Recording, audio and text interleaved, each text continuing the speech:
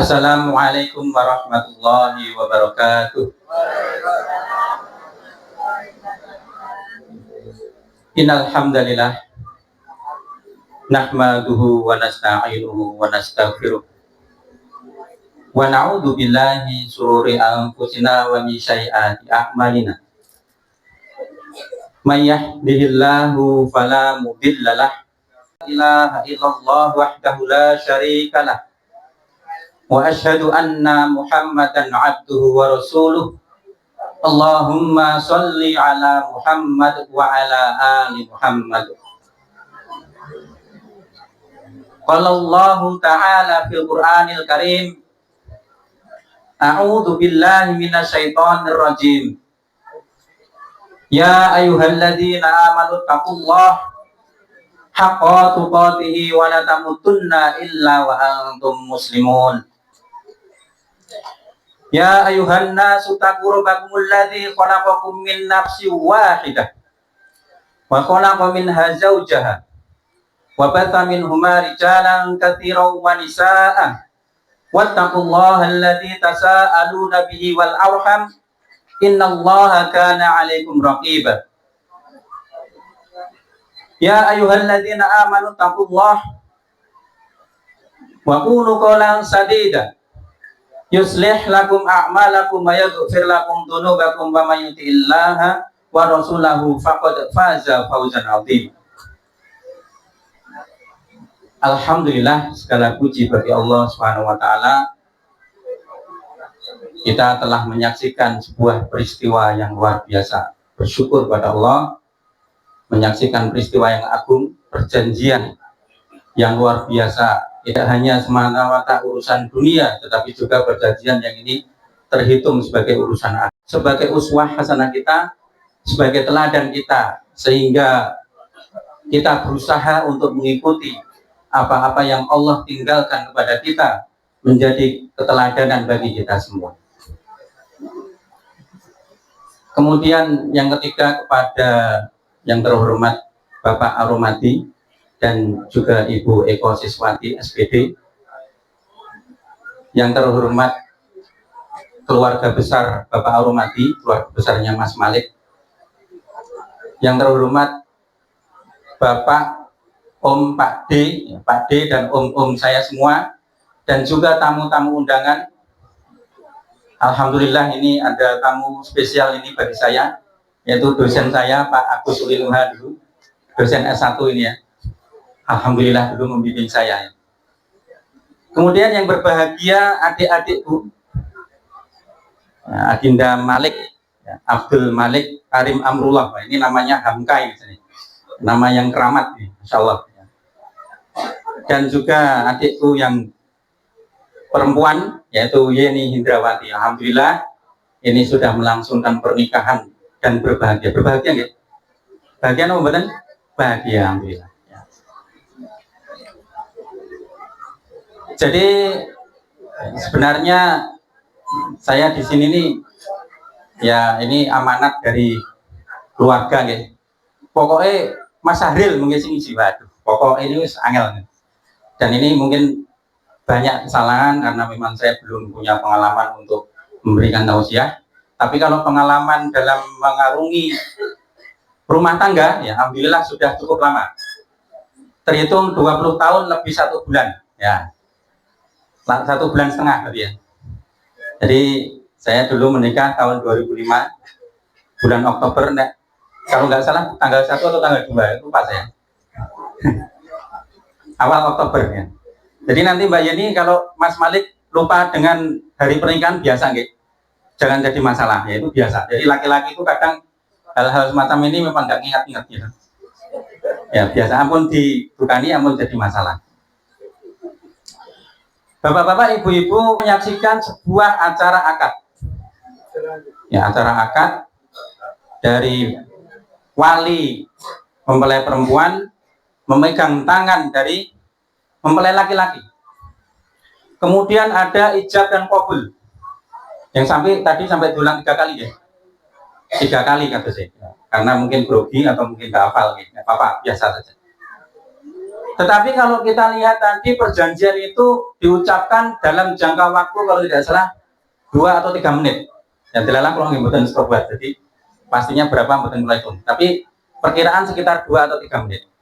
Perjanjian yang singkat. Nek sing pun apal niku 1 menit mboten enten. Enggak ada 1 menit perjanjian itu terucap dan sah. Nah. Tetapi bapak-bapak, ibu-ibu semua, perjanjian ini adalah perjanjian yang sangat berat. Perjanjian ini perjanjian yang teramat sangat berat. Urusannya urusan dunia dan akhirat. Bahkan Allah Subhanahu wa taala menyebutnya dengan kalimat mitsaqon ghalido. Napa niku? Mitsaqon ghalido. Niku adalah perjanjian yang sangat berat. Dan Allah menyebut 3 kali kata mitsaqon ghalido dalam Al-Qur'an itu cuma 3 kali. Yang pertama surat An-Nisa ayat 21. Ketika menyebut perjanjian pernikahan antara suami dan istri.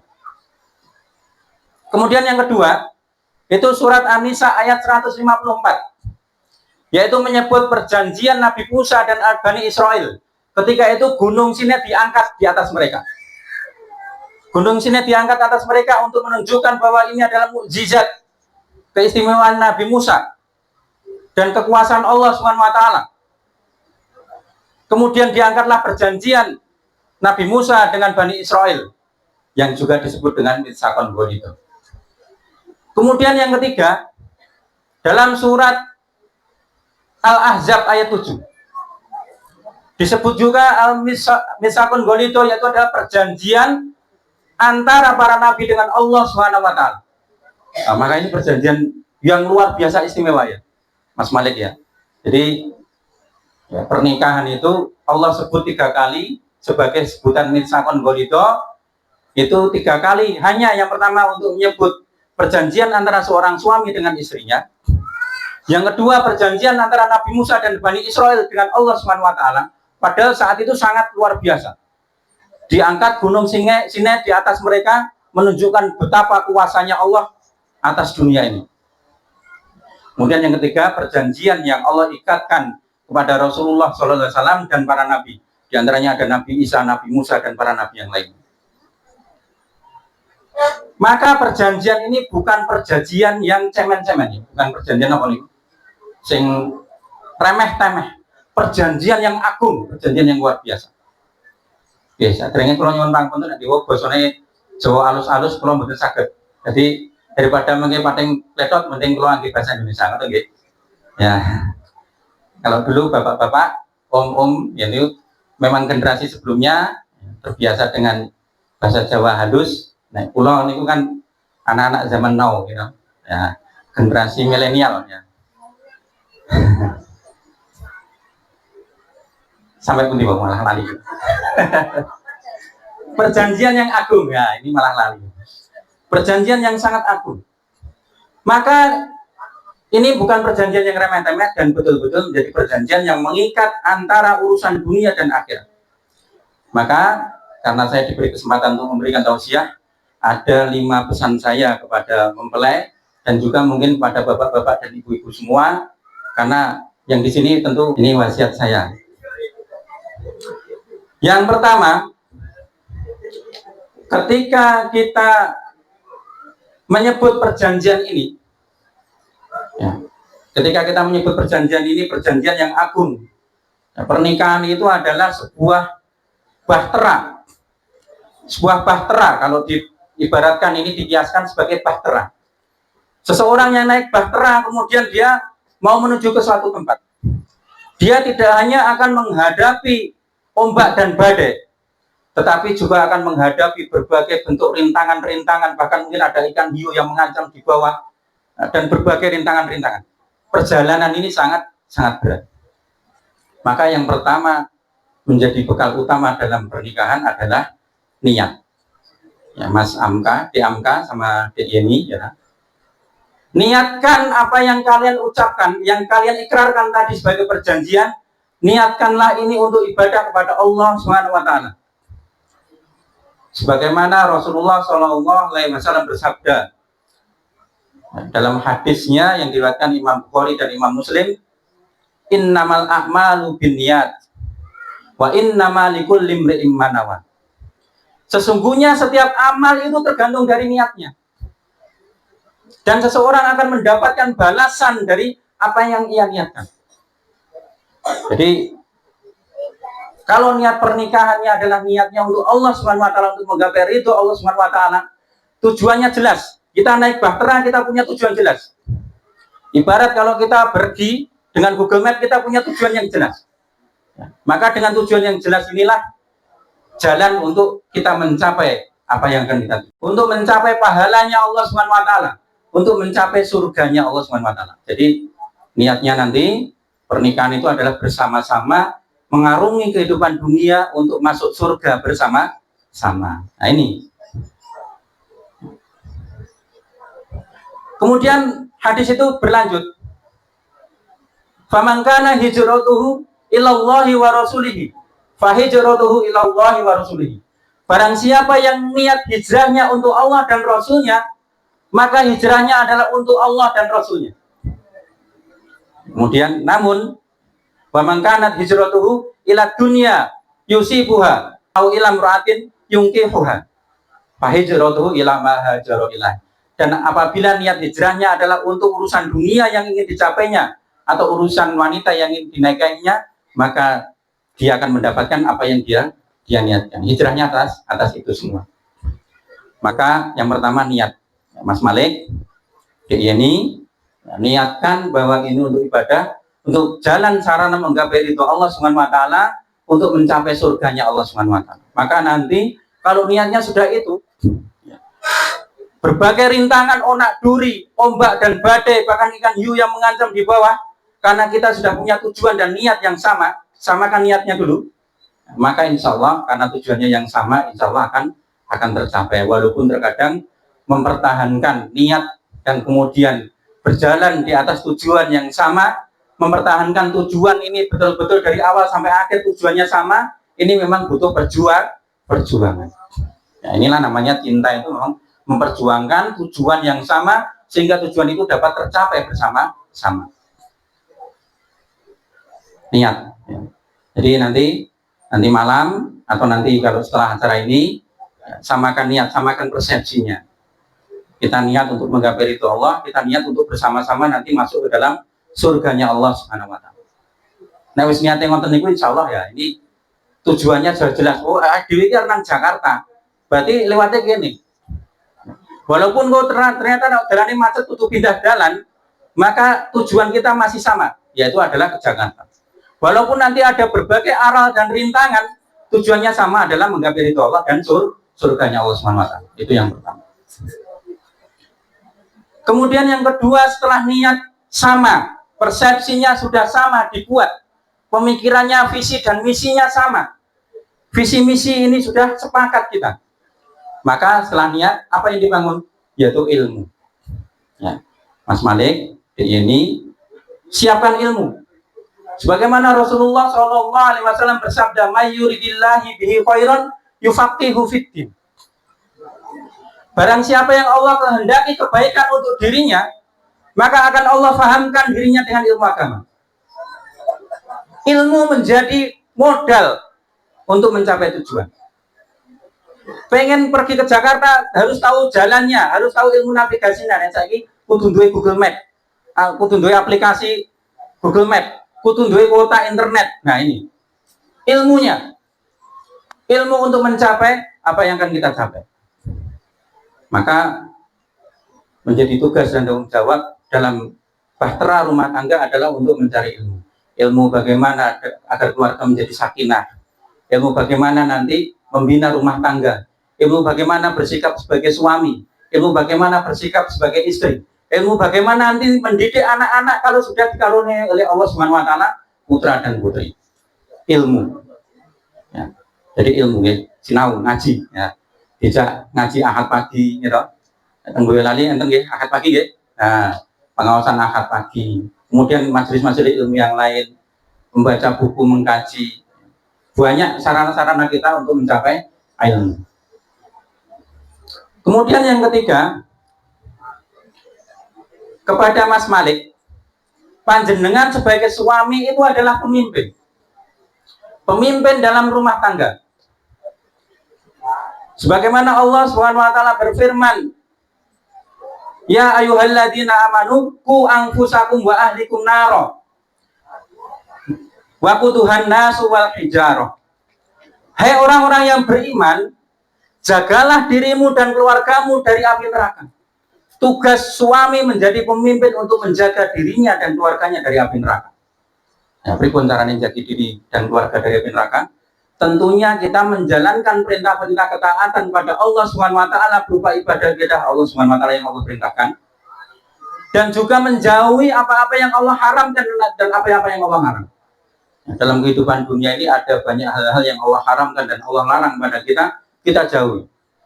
Panjenengan sebagai nahkoda, kalau dalam bahtera panjenengan sebagai nahkoda, bagaimana menghindari batu karang sehingga batu karang itu tidak menghancurkan kapal Anda?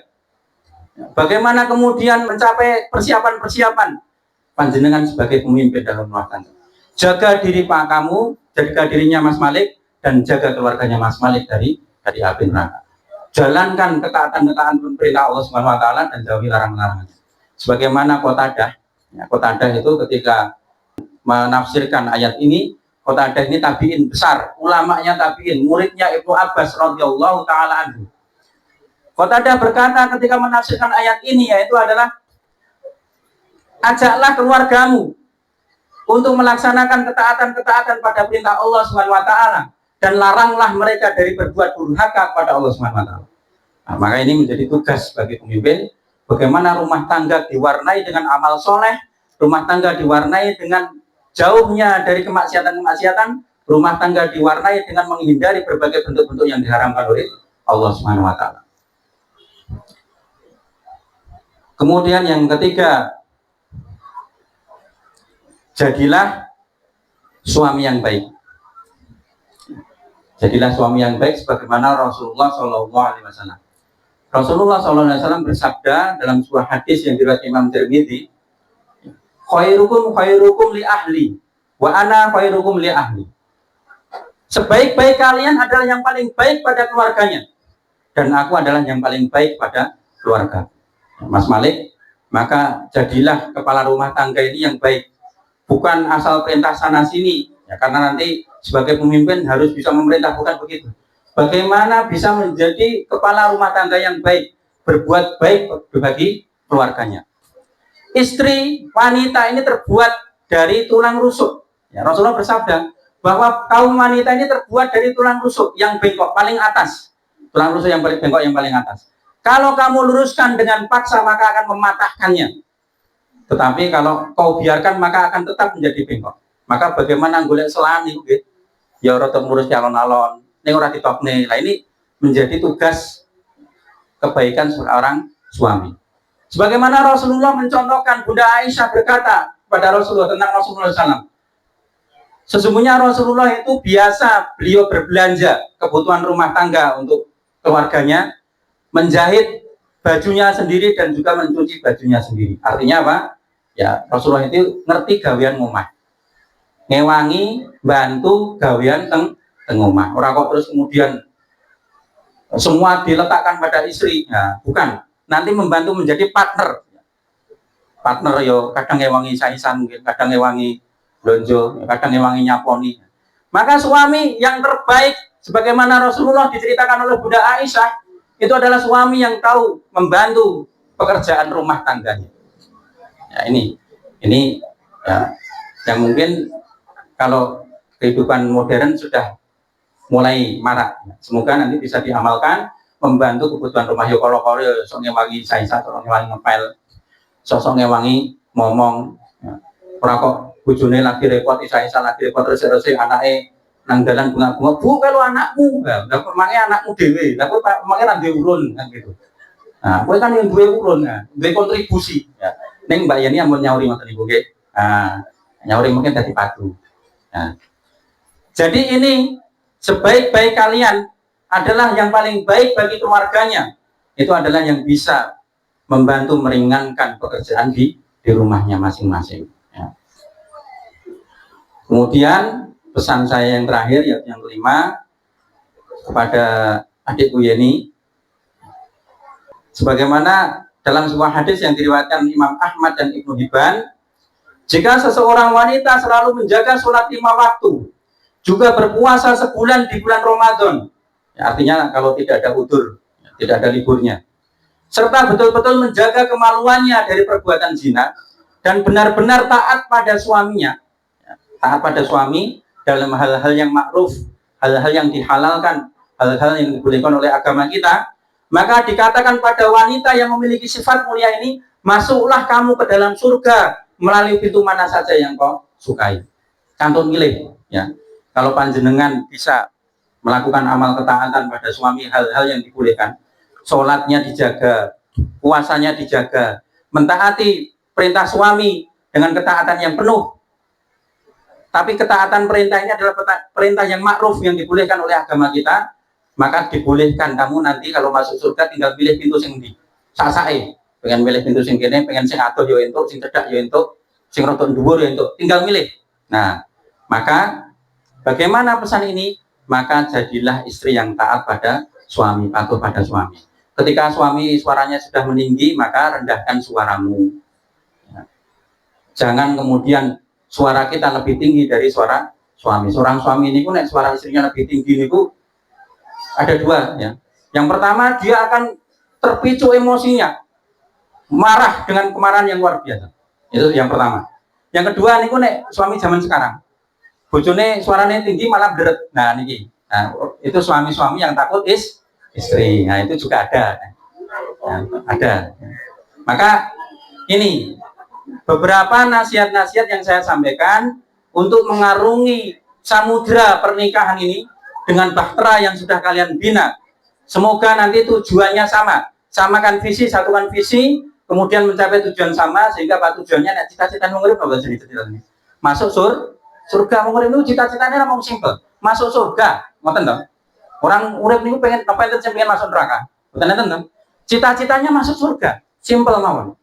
Tapi untuk mencapai itu butuh berjuang. Mungkin demikian yang dapat saya sampaikan. Semoga bermanfaat dan mohon maaf bila banyak kesalahan-kesalahan yang saya sampaikan. Kemudian tadi mendoakan ya, mendoakan, marilah bersama-sama kita doakan. Nanti kita membaca Al-Fatihah dulu, kemudian ya, bersolawat, mendoakan kaum muslimin, mendoakan kita sendiri masing-masing, baru mendoakan mempelai berdua. Marilah kita mulai dengan membaca Al-Fatihah bersama-sama. A'udzubillahi minasyaitonir rajim. Bismillahirrahmanirrahim. Alhamdulillah. Ar-Rahmanir-Rahim. Iyyaka na'budu wa ihdinas siratal mustaqim. Siratal ladzina an'amta 'alaihim ghairil maghdubi 'alaihim waladdallin. Allahumma shalli 'ala Muhammad wa 'ala ali Muhammad. Kama shallaita 'ala Ibrahim wa 'ala Ibrahim innaka Hamidum Majid. Allahumma barik 'ala Muhammad wa 'ala ali Muhammad kama barakta 'ala Ibrahim wa 'ala ali Ibrahim innaka Hamidum Majid. Allahumma ighfir lil muslimina wal muslimat wal mu'minina wal mu'minat al ahya'i minhum wal amwat innaka sami'un qaribun mujibud da'wat. Allahumma arinal haqqo haqqo warina tiba'ah wa arinal batila batila wasdinaba. Allahumma as'aluka ilman nafi'an wa rizqan thayyiban wa amalan mutaqabbala. Rabbana la tuzigh qulubana ba'da id hadaitana wa hab lana min ladunka rahmah innaka antal wahhab. Rabbana hab lana min azwajina wa dzurriyyatina qurrata a'yun waj'alna lil muttaqina imama. Rabbana dhalamna anfusana wa illam taghfir lana wa tarhamna lanakunanna minal khasirin. Barakallahu lakuma wa barik alaikuma wa jama'a bainakuma fi khair. Barakallahu lakuma wa barik alaikuma wa jama'a bainakuma fi khair. Barakallahu lakuma wa barik alaikuma wa jama'a bainakuma fi khair. Rabbana atina fid dunya hasanah wa fil akhirati hasanah wa qina adzabannar wa qina adzabannar. Akhiru da'wana alhamdulillahirabbil alamin. Assalamualaikum warahmatullahi wabarakatuh.